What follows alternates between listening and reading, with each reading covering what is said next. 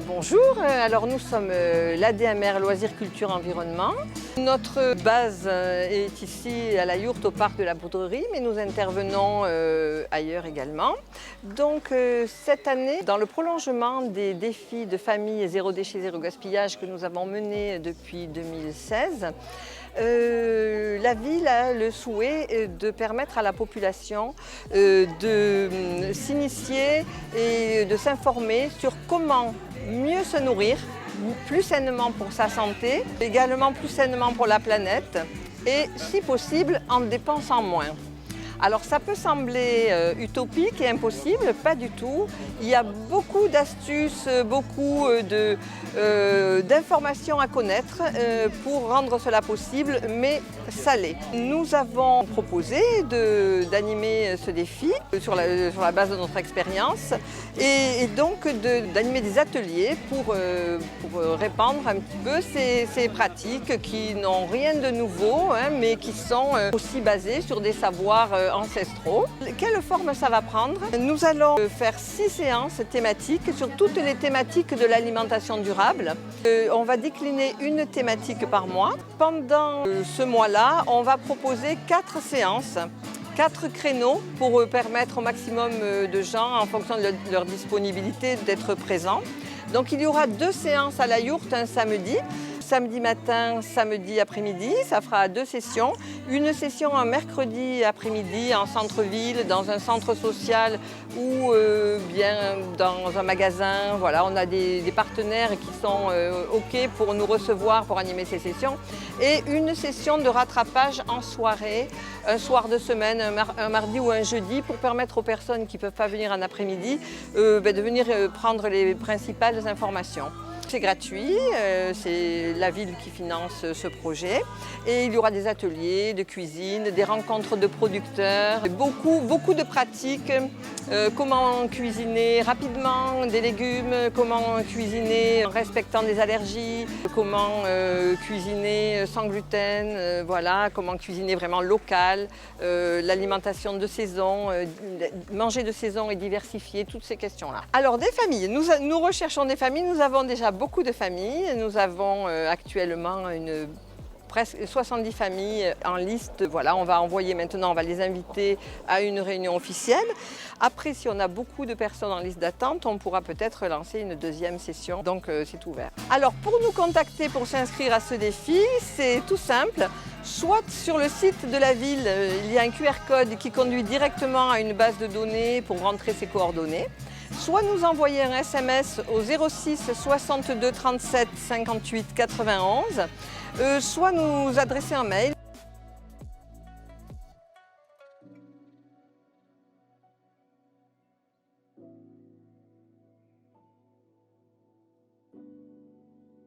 Moi, je vous présente une des familles inscrites à ce défi Miam, qui n'a pas encore commencé, qui va commencer au mois d'octobre.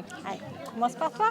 Alors moi je suis très sensibilisée à l'alimentation, notamment à tout ce qui est les produits bio, locaux. J'ai aussi des problèmes, des troubles digestifs, notamment je suis très sensible au gluten et je voulais essayer d'améliorer mon alimentation et de savoir comment je pouvais faire pour essayer de mieux vivre. Et toi? Alors moi, voilà, pour connaître déjà Guylaine, c'est très motivant. Et puis effectivement, on a beau être sensibilisé, savoir que ce qu'on mange, c'est pas forcément très bien au quotidien. Quand on est rattrapé par les problèmes de santé, ça fait encore plus réfléchir. Donc c'est sûr qu'au départ, il y a peut-être une motivation, on va dire, égoïste. Mais on ne peut pas la détacher du problème de l'environnement. On a l'impression de faire une pierre deux coups. Ça met beaucoup plus de sens dans tout ce qu'on fait et c'est d'autant plus motivant. Vous qui avez déjà eu l'occasion de participer à certains de nos ateliers, qu'est-ce que vous appréciez dans ces ateliers en particulier? Le côté, c'est proche. Il y a la proximité, ça nous donne des solutions faciles et qu'on peut adapter quotidiennement. Alors, on ne révolutionne pas sa vie du jour au lendemain, mais c'est justement petit pas par petit pas qu'on progresse. Et là encore, je reviens à ce sens que ça met dans tous nos actes, c'est très important. Et puis, je trouve que ça développe énormément notre créativité et que ben voilà, c'est très amusant. Donc c'est pas du tout une contrainte de venir comme ça régulièrement sur des demi-journées, au contraire.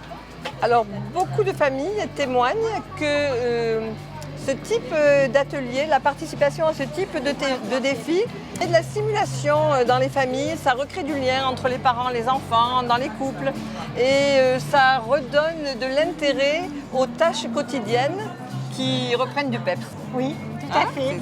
Beaucoup d'entraide, de simulation et de plaisir en fait. Voilà, parce qu'on croise aussi les personnes et autant nous on transmet des informations, mais les personnes en apportent aussi des solutions, il y a des échanges, c'est vraiment extraordinaire. Et quand on parle de remettre du sens dans ces actes, c'est ça. Eh bien, voilà, la récompense c'est aussi ce plaisir parce que finalement, voilà, on se trouve bête à se dire mais j'ai fait ça comme ça machinalement pendant des années.